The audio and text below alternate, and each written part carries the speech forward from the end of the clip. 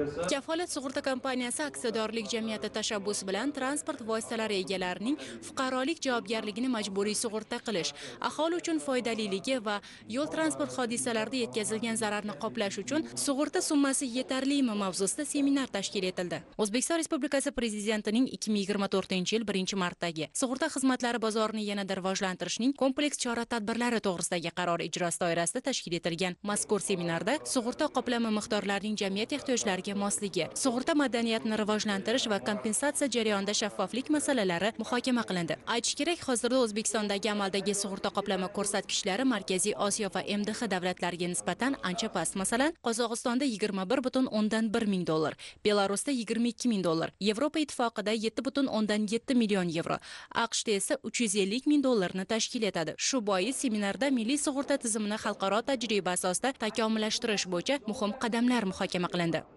Majburiyat sug'urta bo'yicha hozirgi kunda belgilangan maksimal miqdori 40 million so'm etib belgilangan.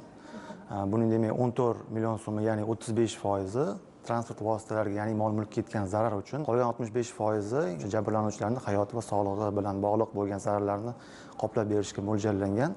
Lekin hozirgi kunda o'sha inflyatsiya darajasi, o'sha transport vositalarini ta'mirlashga ketayotgan xarajatlar bundan tashqari yurtimizda o'sha transport vositalari soni ko'paygani sarin bo'layotgan yo'l transport hodisalari natijasida ko'plab transport vositalariga 14 million so'mdan oshiq bo'lgan zararlar yetmoqda. Hozirgi kun sharoiti oladigan bo'lsak, bu yetmaydi. Bizni tashkillashtirgan bu seminarimizdan maqsad sug'urta pulini, ya'ni qoplama darajasini oshirish, qayta ko'rib chiqish, o'sha aholiga mos tarzda o'zgartirish kiritishdan maqsad. Mutaxassislar tomonidan, umuman mijozlar tomonidan albatta sug'urta pulini 40 million emas, masalan 80 million so'mga 2 barobar oshirish yoki 3 barobarga oshirish masalasi ham ko'rib chiqildi.